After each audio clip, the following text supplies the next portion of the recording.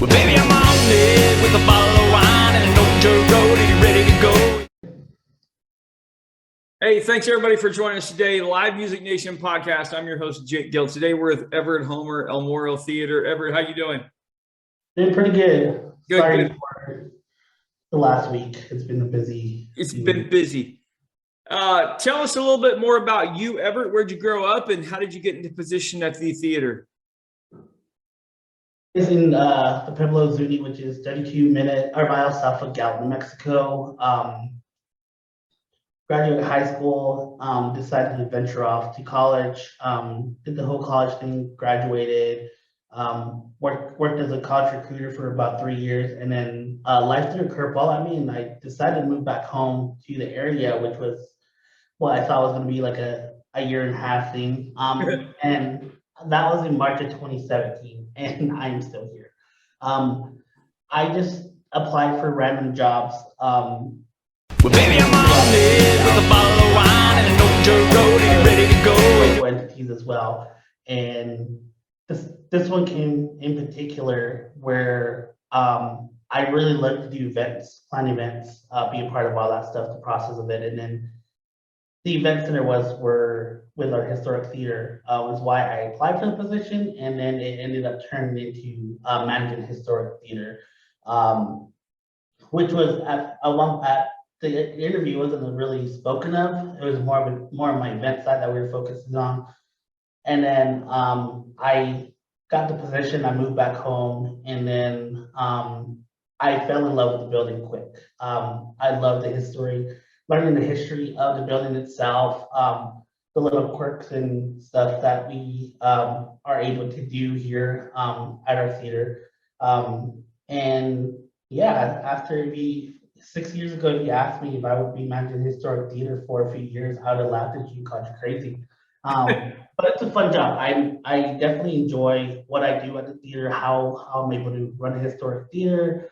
I am now part of the League of American Historic Theaters. Our theater is one of 6 American historic theaters that is fully operational 7 days a week. And I don't take the full credit here, but I get to say that it's because of me and my crew, we're able to say that we are one of those 6 historic theaters. Yeah, and it's come a long way. Obviously, it hasn't been a smooth ride, as well as a transition. So my background wasn't in theater, so everybody was like, "Why'd you go into theater?" I just did it because of the event center, and then being able to run events from start to finish is what I really like about theater. But also, again, being able to be like, I run this historic theater, I manage this historic theater, and very passionate about the building. I mean, I spoke at a conference just a few months ago in Cleveland about our theater, and that's when it kind of hit me. I was like, holy crap, I actually did this. Like, I talked about the success of the theater, how we run things, how we operate things, the business plan, all that stuff. I talked about it, and then at the end of my presentation, I was like, that was on me. And I was like, I don't take the full credit, but like 80% of that was on me. So to say that I overturned what the theater was, when I got here, the theater was operating 2 to 3 days a week. If we got 5 people for a movie, that was a good movie night. Now we're operating at about 35 people per show. We're still a pretty small theater. We are a 1-screen historic theater. We are a first run theater, so it's come and go. Right now we've been closed for 2 weeks because our projector has been down, and that has been my headache the last couple of weeks as well. So it's definitely been a couple of weeks, and I can finally say that we're fully operating again this coming weekend. So do you do live performances as well? Yes, we do. We had so the part of a stage reconstruction for our theater. Back in 2018, we received a grant back in 2015 to do a full renovation of our stage seating, our projector and sound system. So we got a brand new sound system, speakers and everything like that. The theater got a new upgraded projector. There are still some funds available from that the grant, and that grant was given us less than 3 months figure out what we're going to do the rest of the money. What we had decided was we're just going to take the top floor of the stage off and kind of redo that side to make it look newer, but also a little bit more safer because our stage has some cracks and whatnot in it, which was pretty unsafe for performers on stage. And so we ended up doing that, and then we had an engineer come in, we had our city construction guys come in, and all of them at one point were like, this is not just this one small project. And we opened up a can of worms to a bigger problem. Our stage floor was really caving in, about to cave in. We also noticed that our back wall was bowing 20 degrees in, and that was a major problem. So what we thought was just going to be about a $12,000 project turned into a little over $108,000 project. So we had to figure out how we were going to sustain the wall from bowing anymore. So we had this huge construction slab down in our basement of our stage, put in metal beams to hold the wall up, and then the whole stage came about. We have a brand new stage floor, so we do live events now. I always like to joke about it, but the engineer at the time was like, you can put like 50 elephants on your stage floor, you can keep it, it'll be safe enough for that many elephants. So that's how much weight your stage can hold. So we do live events. This weekend, we're actually opening up with a comedy show. We have 5 dated comedians that are performing on our stage. Last summer, we did a concert series, which was a free concert series, Downtown Gal. We did it in stage, so we had concerts every Saturday for 10 weeks.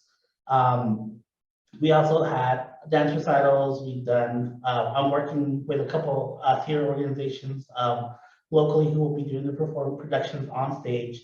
We also were doing a suicide prevention awareness open mic night next month. So we utilize our stage for pretty much a lot of things, whether it be graduations, live performances, just different events.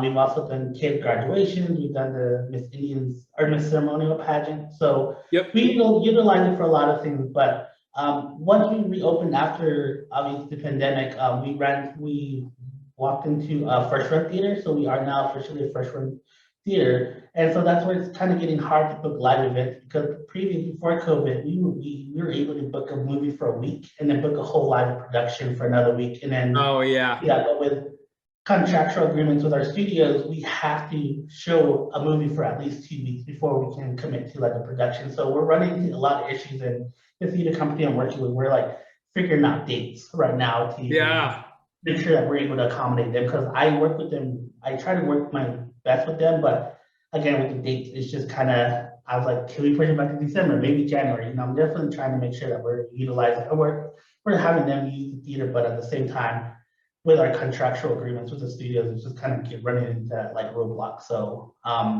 we use our stage for pretty much everything, but we are more so a movie house. Okay. Yeah, no, it makes sense.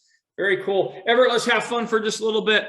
What's the all-time best concert you've ever seen in your life? In my life. In your life.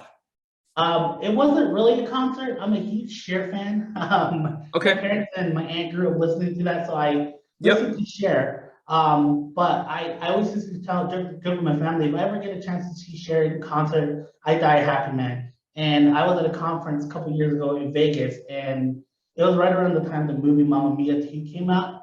And they, at the end of movie studios bring the movie trailers, they show us the trailers, they bring out our actors, actresses on stage. And at the end of the Mamma Mia spiel, they're like, now for a live musical guest, and everybody's like, it's Meryl Streep performing, it's Meryl Streep. And then I'm like, I think it's Cher. And sure enough, there's Cher. And I was like, looking at all my friends that I was with at that conference, I'm like, it's freaking Cher. And so I was like, I could die a happy man now. I saw Cher perform. It wasn't a full concert, but it was one song. And so I was like, I'm gonna die a happy man now. I got to see Cher live. Oh man, how cool is that? How cool is that? So cool. Very good. Well, Everett, thanks for joining us this morning. Just to give us a little insight, how can people find out more about what's going on at El Morro Theater? They can visit our Facebook page. More active on our social medias, whether it be Instagram or Facebook. We do also have a Facebook or website, elmorrotheater.com. Okay.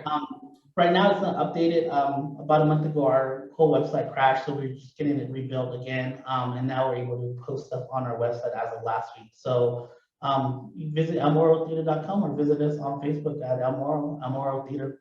That's awesome. Thank you so much, Everett, for joining us. I appreciate you, man. No problem. You have a good day, sir. You too. Well, baby, I'm